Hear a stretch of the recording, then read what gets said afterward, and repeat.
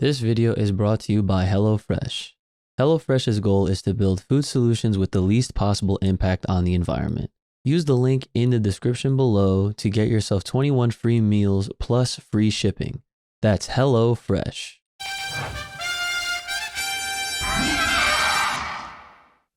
What's going on, everybody? It's your boys back again once again for another episode of Power Rangers Academia. We got a little bit of a news update. And obviously, it's not all four of us. Isaac wasn't feeling too well, so we're wishing the best and hoping that Isaac recovers nicely, so that way we can get him back on here for, you know, another update when it comes down to all this Power Ranger greatness. So last time we were here, we were talking about a lot of what came out from the Hasbro Fan Fest that released a lot of toys, right? Of course, like we already know. They just really love selling us on more freaking figures, right? And then we got news from, you know, the Cosmic Fury, which is coming out later this fall. They don't have an exact date. My prediction, August 28th, just because that's like when the actual first episode did air 30 years ago. And then they obviously talked about Once and Always, the Power Ranger Netflix special that is happening on April 19th.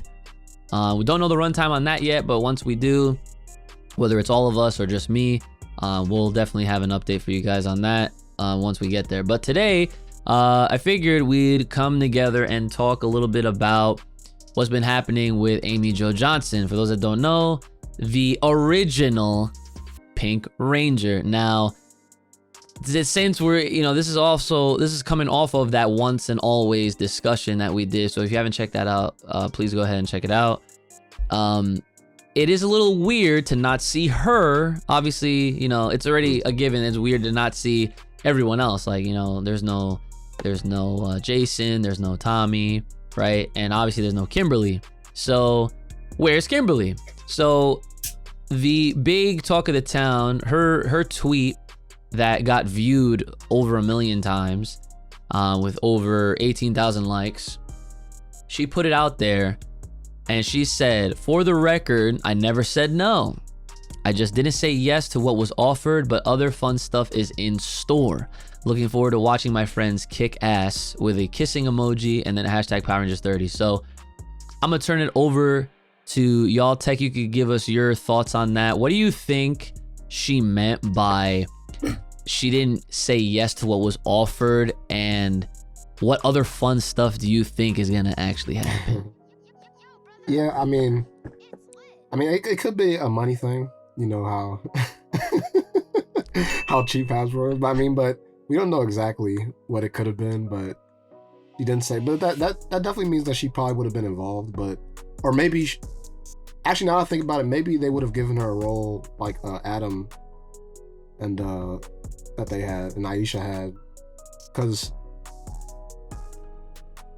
I could see them using Amy Jo, but like I know that she hasn't been as involved lately, and like Kat, like, you know, with the Power Rangers playback YouTube and like how she's always at all the cons, like maybe they just kind of wanted to showcase her a bit more just because she's been a little bit more popular with the fans lately. So I don't know, but kind of tough to say. All right, so JD, what say you? What do you think about this whole situation with Amy Jo? Yeah, I mean, it's always weird because, like, I've heard for a lot of other cameo appearances, like in past seasons or whatever, there's usually some kind of contractual dispute. You know, like even going as far back as the OGs, like the reason why they left because of money reasons and stuff. Cassie didn't come back in in Lost Galaxy because of money.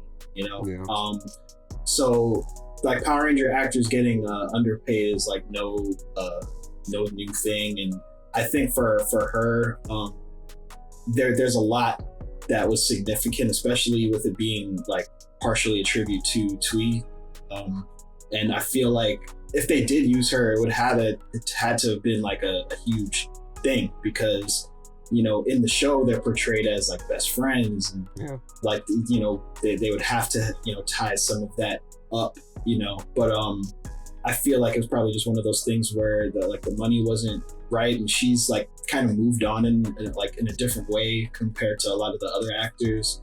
She probably doesn't have the same kind of need or desire to go back the same way that everybody else does. And you know, but I don't think she burned any bridges with the comment that she made too, which is like the main thing. Like, because I saw a lot of people was mad at Katherine for this whole thing, and they're trying to put blame on her. But I think that's the weird part of the fandom.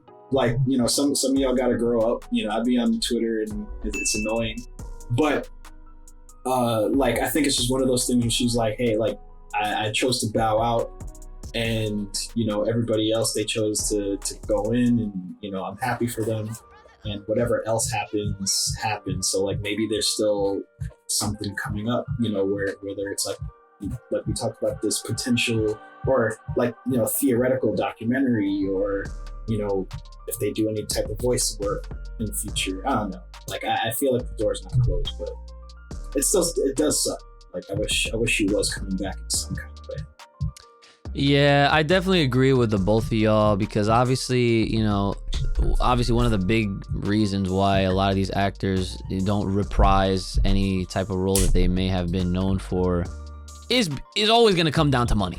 It literally, like, it's like, and if it's not money, it's like timing, you know, with scheduling and whatnot, you know. And she obviously is a writer and a director, you know, in her own. I personally have not seen anything that she's done per se, just because I just haven't. So that's like no like slight on her by any means. But when she mentions that there's other fun stuff in store, that kind of gives me a vibe that she might not be directly involved with Once and Always, but I feel like there's no way they're not gonna mention or bring her up. Because like you said, like, Kimberly as a character was Trini's like best friend. Like, they were like, you know, that's what it was. And even though they kind of quietly steered away from making this Once and Always like about Trini and like, you know, about like Trini's daughter that's, I guess, basically taking on the Yellow Ranger mantle, it would have made a lot of sense to have that kind of like a relationship between Kimberly and this new Yellow Ranger. And like, Kimberly's almost like an auntie to her in that sense of the matter. You know what I'm saying? Yeah. So we're clearly not going to get that. However, that doesn't mean that she won't be mentioned for that. And we still, and this is where I kind of come in with my like speculation of this whole matter, is that I think that her not being involved is going to tie into why Katherine has the Pterodactyl Power Coin. Okay? Because I you know, like, you figure there has to be some sort of a reason as to why that is. And Simon, who's the, you know, he said on Twitter, when fans pointed and called that out, they're like, Kat never had the Pterodactyl Power Coin, how does she have it? And then he said, all will be answered, you know, patience, right? So I think it's more or less maybe it could be something along those lines, where obviously Kimberly's not there, we only have one Pink Ranger, and the only one that was available never had the original. She was never the original Pterodactyl, you know, Pink Ranger. She was Pink Ranger power. She was never Pterodactyl, right? So how does she get it? We're going to find out in Once and Always. And it would be nice if it was mentioned and it was a part of the script, because I also hope the same goes for Jason, you know, his character. Yeah. Because it's just like, bro, how you going to have Rocky there and everybody knows he was not the first one, okay? And even now, it's like, you know, everyone knows that with the formula is Red Rangers are always leading the team. Tell me how even in Once and Always, Billy is now leading the team. Okay, says a lot. Well, leading that more, which does say a lot still. Right, it says a lot still, right? And I'm hopeful that, you know, with the lack thereof with certain characters. I mean, even well, Tanya obviously wasn't a Mighty Morphin character, but she's like in a weird spot where, like, I would almost count her in a sense, just because she was literally right at the end into Zeo. You know what I'm saying? Like, she got swapped out with Aisha at that time. But in any case, the point I'm trying to make is that I'm just hoping that with Once and Always, they don't ignore and pretend like these other existing Mighty Morphin cast members did not exist. You know what I'm saying? All right, guys. Well, that's going to do it for this video for Power Rangers Academia. I hope you guys enjoyed a discussion. Make sure you guys are leaving your comments on what you thought about the things that we discussed here on this one. And obviously, leave a like, comment, share, subscribe, hit us up, and make sure you guys are taking care of yourselves. May the power protect, keep it locked, loaded right here on this channel. Stay safe, stay clean, stay inside. See you guys next time. Later.